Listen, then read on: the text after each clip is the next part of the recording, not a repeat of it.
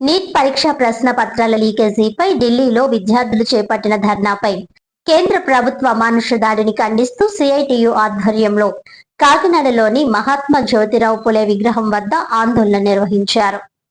ఈ సందర్భంగా సిఐటియు అఖిల భారత ఉపాధ్యక్షురాలు జి బేబీ రాణి, జిల్లా అధ్యక్షుడు ధృవ శేషబాబ్జీ మాట్లాడుతూ దేశ రాజధానిలో విద్యార్థులపై జరిగిన దాడి సభ్య సమాజం తలదించుకునేలా ఉందన్నారు. ఆడపిల్లలను తాకుతూ పోలీసులు వ్యవహరించిన తీరు చాలా అభ్యంతరకరంగా ఉందన్నారు. ప్రశ్న పత్రాల లీకేజీ వల్ల నీట్ పరీక్ష రద్దవడం వల్ల ఆత్మహత్యలు చేసుకున్న విద్యార్థుల కుటుంబాలను కేంద్ర ప్రభుత్వ ప్రతినిధులు పరామర్శించి కనీస మానవత్వం కూడా చూపలేదన్నారు. ఈ విషయంపై ప్రధానమంత్రి స్పందించాలని, కేంద్ర ప్రభుత్వం ఉద్యమకారులతో చర్చలు జరపాలని డిమాండ్ చేస్తున్నామని అన్నారు. జంజీ తరాన్ని తక్కువ అంచనా వేయరాదని, పాలకులు విధానాలు మార్చుకోవాలని, లేని పక్షంలో వారే కనుమరుగయ్యే రోజులు దగ్గరలోనే ఉన్నాయని హెచ్చరించారు. అంబేద్కర్ ఉద్యమ సీనియర్ నేత ఐతభక్తుల రామేశ్వరరావు ఉద్యమానికి సంఘీభావం తెలియజేసి మాట్లాడుతూ కేంద్ర విద్యా మంత్రి ధర్మేంద్ర ప్రధాన్ రాజీనామా చేయాలని విద్యార్థులు చేస్తున్న డిమాండ్ న్యాయంగా ఉందన్నారు. ప్రశ్న పత్రాల లీకేజీలతో భావి భారత పౌరుల భవిష్యత్ అగమ్య గోచరంగా మారుతోందని ఆందోళన వ్యక్తం చేశారు. అందరికీ ఆరోగ్యం, వైద్యం చాలా అవసరమవుతున్న రోజుల్లో నిపుణులైనటువంటి వైద్యులు తయారు కావాలన్నారు.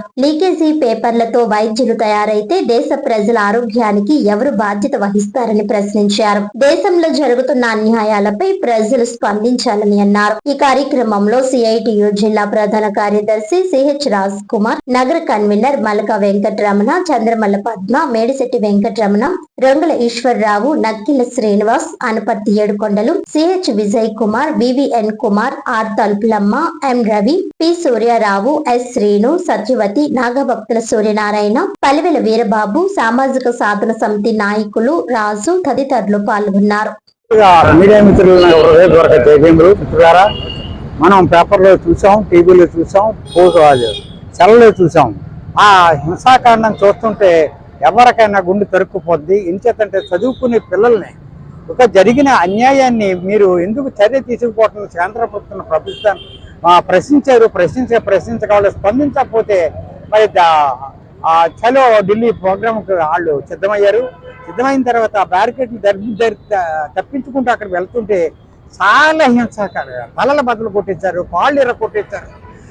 చాలా మంది దెబ్బలు తగిలి హాస్పిటల్ అయిపోయారు. వెంటిలేషన్ మిత్రులు చెప్పినట్టుగా వెంటిలేషన్ మన ఏంటి ప్రభుత్వం ఏది ఒక ప్రశ్నిస్తుంటే మాట్లాడరు, అందరూ కలిసి ప్రశ్నిస్తుంటే మాట్లాడరు. ఈ రోజుని దేశం అంతా ప్రశ్నిస్తుంది. ఏం చేస్తుంది ప్రభుత్వం? అసలు ఈ గూండాదారు పోలీసులతో కలవడానికి ఆర్ఎస్ఎస్ వాళ్ళు ఎవరు ప్రోత్సహిస్తున్నారో ప్రభుత్వం ఏం చేస్తుంది? చేతగా వాళ్ళని తీసుకుంటుందా ప్రభుత్వం? అందుచేత మేమేం చెప్తున్నాం అంటే ఈ కార్యక్రమాలని, ఈ నిరసన కార్యక్రమాలని మీరు ఆ కేంద్ర ప్రభుత్వం, ఆ కేంద్ర మంత్రి రిజైన్ చేసే వరకు కూడా, లేదా సస్పెండ్ చేసే వరకు కూడా మేము ఈ నిరసన తెలియజేస్తుంటాం. అంచేత ఏమన్నా బుద్ధి తెచ్చుకుని అత్యంత త్వరలో ఈ కార్యక్రమం చేపట్టవలసిన అవసరం ఉన్నది.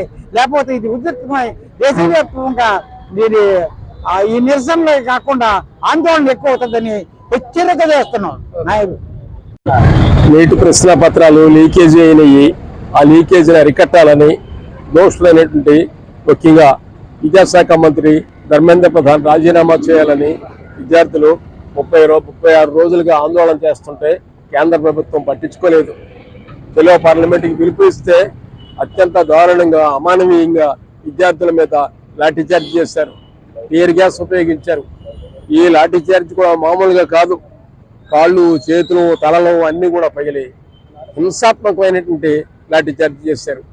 ఇదే లాఠీచార్జ్లో పోలీసుల వేషాలతోటి ఆర్ఎస్ఎస్, బీజేపీ గూండాలు, హైలైట్ గూండాలు కూడా ప్రవేశించారు. వాళ్ళ చేతుల్లోకి పోలీసుల లాఠీ ఎలా వెళ్ళింది అంటే పోలీసులు అధికార పార్టీ వాళ్ళు కుమ్మక్కయ్యారు కాబట్టే ఆ రకంగా వెళ్ళింది. ఈరోజు పరిస్థితి ఏంటంటే దాదాపు 170 మంది హాస్పిటల్లో ఉన్నారు. అందులో ఒక అమ్మాయి వెంటిలేటర్ మీద బతుకుతుందో పోతుందో తెలియని పరిస్థితుల్లో ఉన్నది. ఈ నిరసనకి విద్యార్థుల తల్లిదండ్రులు, అలాగే ఆత్మహత్య చేసుకున్న పిల్లల తల్లిదండ్రులు ఇంతమంది హాజరయ్యారు. ప్రభుత్వం కనీసం అంటే తెలుగు పార్లమెంటు జరిగేంత వరకు కనీసం క్షమాపణ చెప్పలేదు, చర్చలకు పిలవలేదు. ఆఖరి క్షణంలో జరుపుకునే చర్చలు కూడా అభిజిత్ దీప్తిని పక్కన పెట్టి ఇంకెవరితోడో చర్చలు జరిపారు. అన్యాయం. ప్రభుత్వం చేయాల్సిన తక్షణ పని ఏంటంటే ధర్మేంద్ర ప్రధాన్ చేత రాజీనామా చేయించాలి. ప్రశ్న పత్రాల లీకేజీకి దోషులు ఎవరో విచారణ జరిపించాలి. అంతవరకు ఈ నిరసనలు కొనసాగుతాయని చెప్పి తెలియజేస్తున్నాను.